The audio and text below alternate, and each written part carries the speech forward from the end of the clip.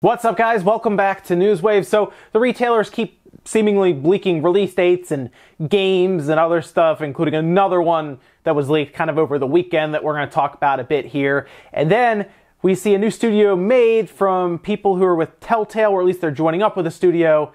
And that could actually be kind of what you want to look towards if you want those narrative-driven games. Then the Epic Store is, it's not a great experience. We're going to talk about all of that and a bit more today, guys. As always, if you enjoy these videos, hit the like button. It does help out. We're going to start today with a weird situation with Nintendo and Smash Bros. Ultimate. If you missed it, they had kind of qualifiers for a tournament that they're running. They were broadcasting it on Twitch, and they had spectators and everything. And there was this odd situation where a lot of lag seemed to be kind of spiking, and all of a sudden they switched over to their commentators, and they kind of wanted to, I guess, explain a bit about it. Taking full stage control and just diving off, throwing caution to the wind. You can see him going. Take a quick pause in the action in the northeast region between Seth and iSnacks and let you guys know during this viewing you might see a little bit of a slowdown or buffering, but do not worry. The players aren't seeing that. That's not affecting them, and that will not affect the VODs afterwards, of course. A lot of levers and pullers being switched right now, and you take a look at the first two matches between Seth and iSnacks. So they're saying that the actual people, the competitors playing, are not feeling the lag that you're seeing there. However, this was pretty much disputed immediately by somebody that was actually playing in the tournament later on afterwards on Twitter, saying, a lot of lag. We don't know where it came from because 1 and 2 were pretty decent. So it's a weird situation. It just seems that Smash Bros was, hey, it was lagging. What can you do? Have they played Smash Bros online? It lags at times, yes, it does, and it's just they didn't want it to, I guess, be front and center like that in the tournament that they were running themselves, so they wanted to cut away and try to explain to the audience who maybe even was confused if they haven't played Smash and they wanted to watch the tournament, I guess. Yeah, they were just trying to, it seemed like anyway, kind of cover up the lag, but it did seem like it was actually happening. In fact, if you go back and watch the video on demand, they said that the lag would not be apparent in, it's still there, so I'm not really sure what that whole situation was. It was weird. Apparently the finals, because those were qualifying, will actually be held locally at a PAX event. So there you go. I guess they won't have to worry about it then. We also got a really cool announcement from Good Smile about a Nendoroid that's coming out now. Nendoroids are little figures that are pretty cool. They have a bunch of interchangeable parts. They're on, I guess, the higher kind of scale for quality-wise of figures of their size and everything that are put out. Really cool collector's pieces. Some people just buy them and never take them out of the box. But yes, as you've seen the tweet here, Good Smile put out that they will be doing an Akami themed Nendoroid, and yes, you see it right there. It's Amaterasu, which is awesome. I just see the coming soon picture there. I kind of want to see a bit more in terms of pictures and I guess just what they're going to be doing with it. Interchangeable parts, for example. Maybe stuff that even has like translucent light, so when some light goes through or other light, it kind of lights up. They've done a lot of figures. I mean, a ton.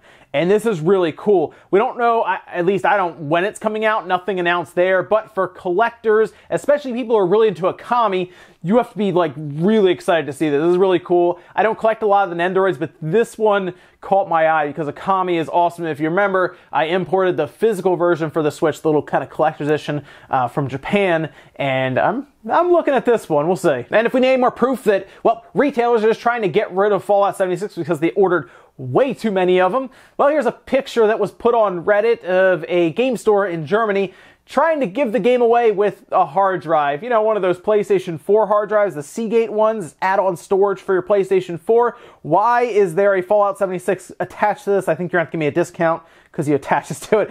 It seems like that's just where they are. We've seen it with controllers. They're trying to give away a game like Fallout 76 with a controller. You remember they had the Fallout 76 themed Xbox One X that came with another copy of Fallout 76. It seems like they're just attaching Fallout 76 to everything, trying to get rid of it. They might, if they sell food too, if it's like a big store like a Walmart or something, maybe they should go start attaching it to like the milk cartons or something. Just, I mean, it sounds like they're just trying to get rid of these things, just giving them away. So I guess they can't return them and they just ordered way too many because, yeah, they're just tying it down to everything. And I wonder if that's actually making people go, maybe I don't need this hard drive right now. There's a Fallout 76 attached to it. And guys, so quick to get out of the way, let's get into the bigger stuff. We're going to start right away with Spyro on the Switch. Now, listen, we've talked about it before, how we believe that there was a Switch version in the works. It seemed obvious after they posted a Nintendo Switch version, along with a PC version, by the way, which is weird that that's not out yet. Although that whole project seemed rushed and had like a bunch of issues, it seemed, because they pushed it back randomly and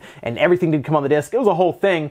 But it seems like the Switch version is popping up again, as GameStop in Germany posted it, and they even kind of posted a release date, which was weird, of August 16th of this year. That's, yeah, okay, that works. That makes sense. I mean, it came out later on last year, so yeah, I guess it'd come out kind of around the holiday, fall type season. That makes sense.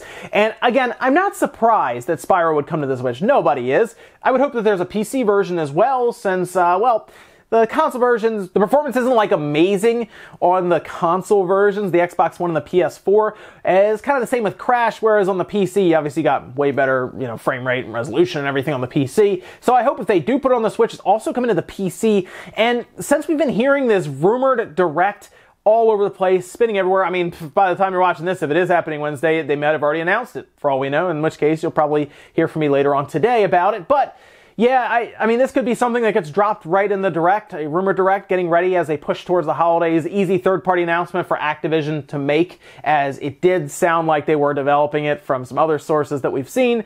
So, not surprising. My question is going to be, is this going to be a situation, which I assume it will be, where they have downloads with it? It comes with just the, you know, the first game on the disc, or the cartridge in this case, and then you download the rest. I don't think it'll come with codes. It'd probably be like the other one where you have menus and everything and it kind of downloads as you go, I guess. But it would be really funny if they managed to get everything on that one cartridge just from the extra development time that they took for the Switch version, because that would make it like the complete opposite of what it's usually like. But more than likely, it's going to be one on the cart and then like several others to download because of cartridge size and everything. But hey, we'll see. I wouldn't be surprised if Spyro is announced possibly this week, even in a direct that's supposedly rumored. Next up, let's talk about Adhoc Studio. It's a new development studio that is being formed by ex-members or ex-developers of Telltale. So Telltale, that was a whole thing, right? That thing just fell apart. It was really bad. At least they're getting the last of the Walking Dead seasons out there for the customers who bought it and everything. But that was a whole thing. Terrible management. There's mismanagement all over the place. Got to the point where employees weren't going to be paid and everything. It was really, really bad. But it looks like at least the developers, some of them anyway that came out of there, are at least getting to do kind of what they wanted to do, which was develop their own type of narrative, story-driven games. It didn't have to go through the minds of, well, people probably shouldn't have been running a gaming development studio in the first place. This is actually reported first by Variety, where they talked about how CEO Michael Chung was actually going to be joining Nick Herman, Dennis Lennart, and Pierre Short. And they were all coming together from Telltale, whereas Chung had actually left the company in 2016, and then they all have now formed back together for Adhoc, which is good, again, for people who like those Telltale experiences, and that it seems that what they're going to try to develop here are narrative, story-driven games. So, we don't really know when their first game's going to be announced or come out or anything like that. As far as we know now, they formed this studio, and they're going to be working on those style games. So, if you liked the Telltale style games, right, where they're not as much gameplay, I guess, but they're more story-driven, adventure-style games. I don't know if they'll pick up an IP like how we had before. Obviously, you know, Walking Dead, Guardians of the Galaxy, just as examples. Stranger Things, things like that.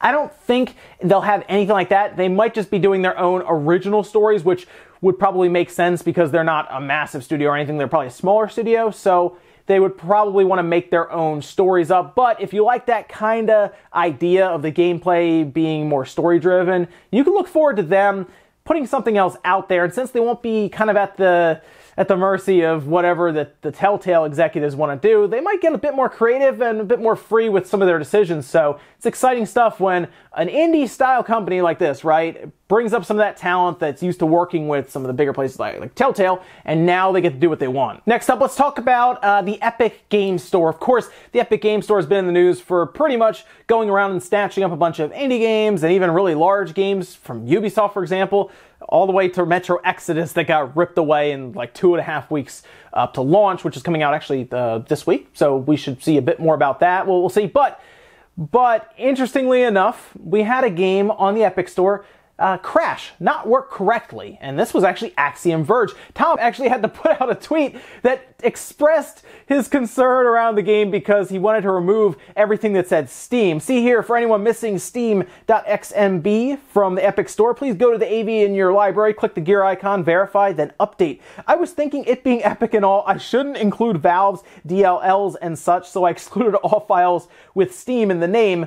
Oops. So look, Tom Happ, he's the creator of Axiom Verge. They don't have like a big workforce. It's pretty much him, and he got that done fairly quickly. The thing that this really shows is the limitations of the Epic Store. Now, why do I say that? Well, in order to figure this out, right? Because you got a forum, people come together, they try to figure out what's going on here. The Epic Store doesn't have that. So how did everyone figure out what was going on? They went to the Steam community forums. I'm not kidding. They had an entire thread of people from the Epic Store on the Steam community boards for Axiom Verge trying to figure this out, because there's nowhere on the Epic Store to talk about it. There's nowhere to leave a review. There's nowhere to talk about anything like this in those games. Yeah, so there you go. Steam has a purpose even over the Epic Store, I guess, where Epic Store people go to the Steam, talk about issues with the Epic Store. So the Epic Store is good, I guess, right? It's a big problem. Epic Store needs to, if they're going to keep snatching up these games, right, they need to fix their service, or at least improve their service to where it's at least within reason to what Steam. Steam, when it first came out with Half-Life and everything, it wasn't much at all, but they've at least built it up heavily, and they're doing a lot of stuff even away from Steam. So I get what they're trying to do. They have to make an impact, and they're doing that, but you got to make sure your core service is at least passable. We're looking for a passing grade right now. We're looking for like a C at this point, you know, from the Epic Store, and they're not doing that, but they are spending quite a bit of money, I'm sure, okay, getting these games over there. So they need to get a forum, a rating system, all kinds of refund policy, I guess, all kinds of stuff before I think they should be making games exclusive. And our last bit of news, a little more information around that Secret of Mana collection that we talked about previously that was in Japan and stuck there, although we saw new trademarks being filed by Square Enix over in Europe. And it looked interesting because they, of course, had, Secret of Mana, and then they had Final Fantasy Adventure over there being trademarked, and we're all kind of wondering, does this mean that Secret of Mana collection is leaving Japan? Because that'd be amazing. Here's the thing though, and it's something I think other people are starting to catch on to.